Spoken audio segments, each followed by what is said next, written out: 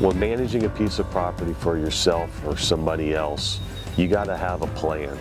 You got to come up with some realistic goals. You got to have a vision. It's none of this stuff called, habitat management is rocket science, but you do have to educate yourself on this stuff. In most cases, is that all you're taking is your hunting skills along with the newfound deer management and habitat manipulation skills, and all you have to do is just combine it together. It's as simple as that.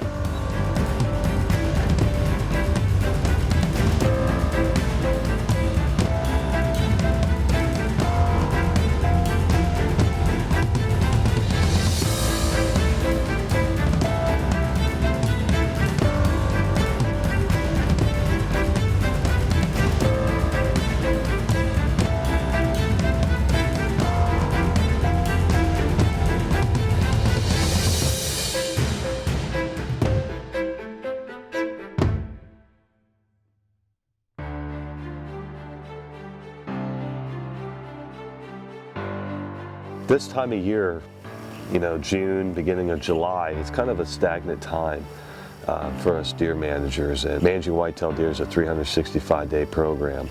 But this time of year, there is a little slow time, but you got to get out there. You got to start evaluating your property and what needs to be done. Things are looking really good. Warm season grasses, got some beneficial weeds in those grasses. Not bad at all. This is what we're talking about right here. We got year 2 of this warm season grass, more specifically switchgrass, and it's doing exactly what we want it to do. Absolutely. We got one more year to fulfill its expectations that we have set for it. You got to remember, this place was just nothing but a biological desert, just like 20 acres of fescue. And what food plots that we could put out there, we were just going to be exposed. You would have to get dropped off with a four-wheeler or whatever. We're just going to be spooking deer.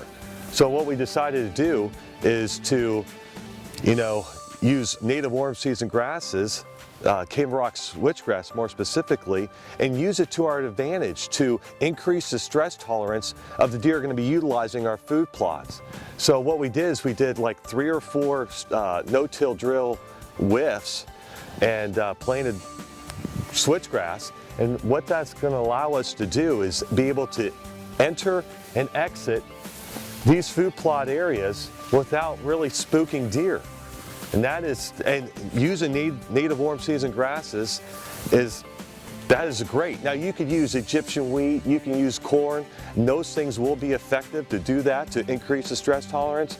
But you know what? Every year you're out there, you're spending money. This is a one-time investment. The major investment that you have is about 3 years. Now, this might not look like much right now, but it's June, end of June here in Ohio, and this switchgrass has still got a lot of growing yet to do. So it might be about chest high by the end of the season. As you walk, there are some weeds in this switchgrass, but I'm telling you what, those weeds, most of them are beneficial weeds. Here I'm holding a stand of a little thing of wild carrot or Queen Anne's lace. You can see if you look, you see the browse. And you look down here, like I said, it's full, this stuff's protein. Here's some goldenrod right here. This is roughly 16% protein, and all a deer needs, you gotta remember, is 16% protein to reach its optimum potential. There's some ragweed in here, which is basically roughly 18% protein. So could we come in here and spray to clean this up? But evaluating this stand of switchgrass, we really necessarily don't have to. Like I said, it's beneficial weeds. It's not really choking out the switchgrass, so we're going to allow it to do its thing. So we'll probably end up burning this next spring to clean it up a little bit, but I can't be any happier with this. Food that equals cover, cover that equals food.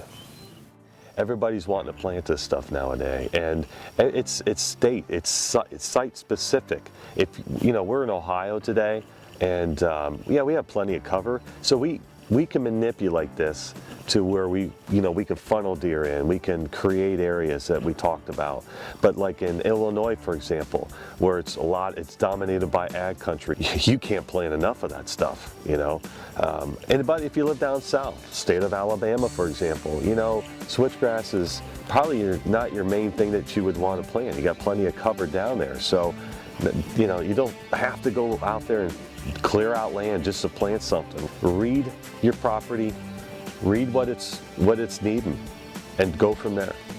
I'm gonna have to put the camera down here in just a second and just give this stuff a hug, because this is the best switchgrass stand I think I've ever seen in my life. Cutting in there. Very, very good. You have to stop and just, you know, and just look.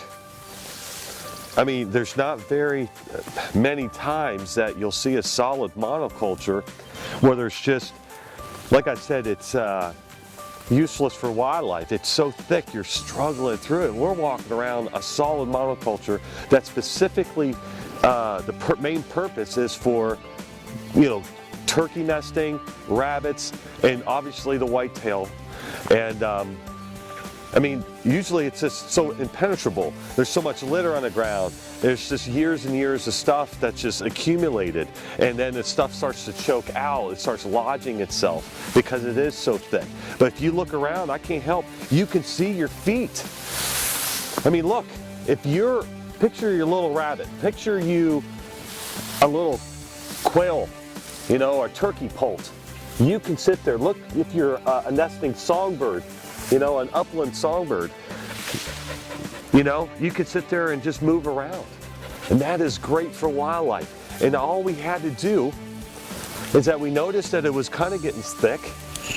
So what we did a controlled burn in the spring, and then we just sprayed the appropriate amount of atrazine in this case, and we just cleaned it up.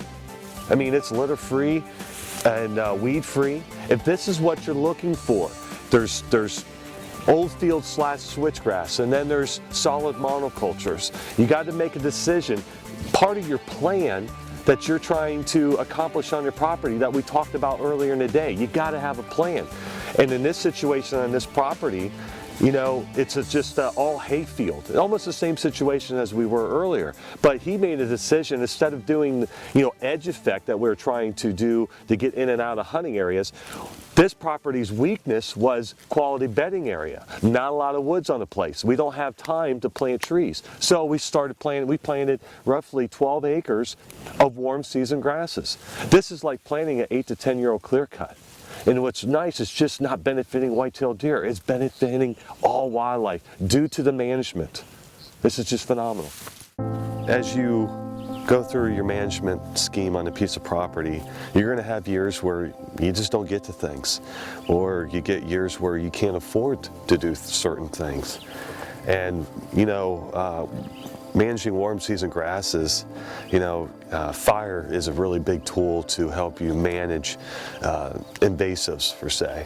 And if you see over here to my left, this used to be the most beautiful stand, a solid monoculture switchgrass field. And we used it as a barrier, like the edge effect, where we can get down from the stand and deer on either side, no matter what way the wind was going, would not see us. It definitely, without a doubt, increased the stress tolerance, and also gave the deer from point A to B, you know, an edge effect where they would follow to the tree stand. So it was a multi-purpose type thing. But now it's kind of it's turned into just a brushy. It's really awful. We got every invasive that you can think of. We got Canada thistle. We have honey locust. We got things in there that I don't even know the names of. And but you know what? The best thing about it is that with native warm season grasses, this is not total failure. Everything is fixable. And all we really need to do right now, it is end of June, what we'll do, most of your songbirds are done nesting.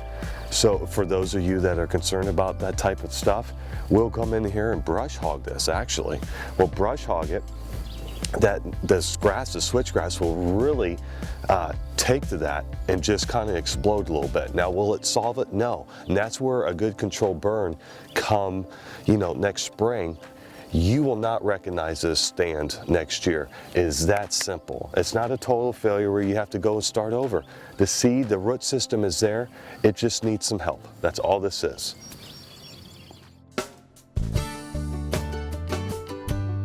There's obviously a benefit in not managing your switchgrass correctly. This is my raspberries. Yum.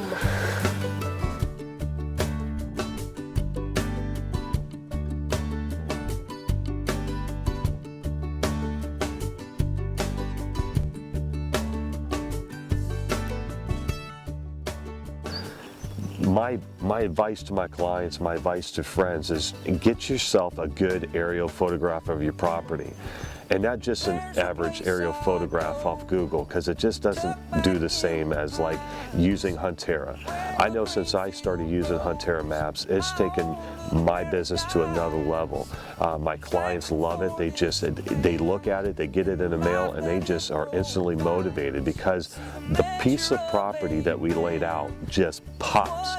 They can see what needs to be done. And it's instant gratification in the sense of it takes you to that place where you want to achieve. And that's what Huntera mapping does.